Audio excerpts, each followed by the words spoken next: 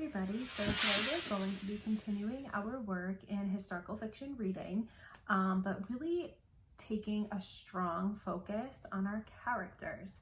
So as we know, our main characters are who really help tell the story and really bring us along the experience that they're going through or what we're learning about in the story. But what I want to focus on today is attending to minor characters.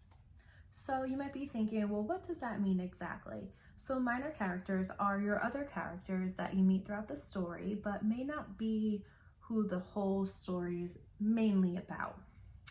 But I want to teach you that minor characters are in a story for a reason. Just like any details or any clues authors provide in a story, minor characters are in the story for a reason.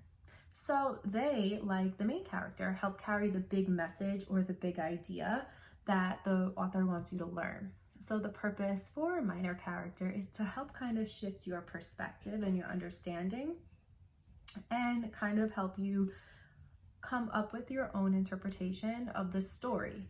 And to better understand and learn about the minor characters is to go back and reread and start thinking about what the minor character is feeling. And then you can see how that builds on what the overall message or theme is of the story.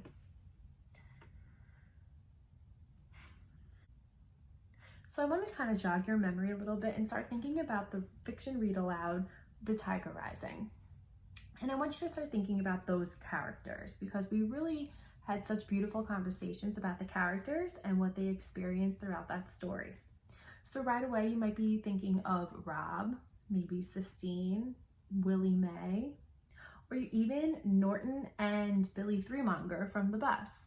So I think we can all agree that Rob was the main character, and he experienced a lot of different hardships throughout the story. And one of the main takeaways was he learned how to deal with his emotions, with the fact that his mother passed away, and he was often very shy, and he learned how to make friends and be a little bit more outgoing. But along with that, Sistine, maybe you might think she was a main character, but she actually was a minor character. The whole story wasn't based on Sistine. She was just a part of it. Going back to what a minor character is, they help build on the message. So if I was to ask you, why is Sistine important to the story as a minor character? You can start thinking about all the ways that she either helped Rob or contributed to the story. So you might say something like, Sistine is important to the story because, and then you're going to go back and find a detail. So one of the things that I want to talk about with a minor character is to remind you that minor characters in a story play a lesser role. Their role might not be as big, but they are necessary for the story to develop. So to kind of think about it, some key points about a minor character is that they help move along the plot of the story.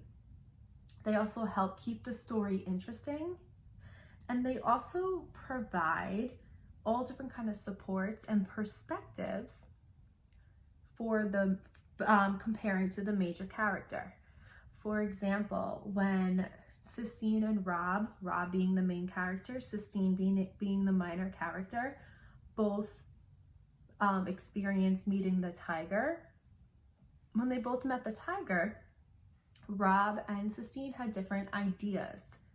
Rob thought they should leave the tiger there. He was nervous to let it go. Sistine said, let's do it right away. So they had different views, but that helped build onto the story and the plot and what was going to happen next.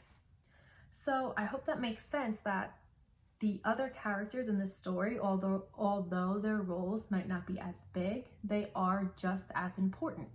The authors put them in the story for a reason.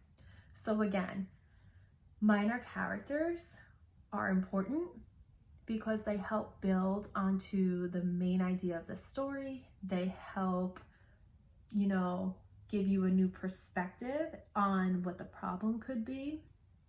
And they also help you kind of develop a whole new understanding. There's a reason for them to be in the story. So I want to connect that to our historical fiction unit with our latest Read Aloud the Butterfly. So I want you to just start thinking about those characters. So we know we have the character Monique, and there's also a girl named Severine. There's also her mom. And I want you to start considering, who would you consider to be the main character? And start saying to yourself, I know she or he or whoever is the main character because, and start thinking about how they relate to the problem or the main idea. And then I want you to start thinking about, who is the minor character and how are they contributing to the story? How do they connect to the main character?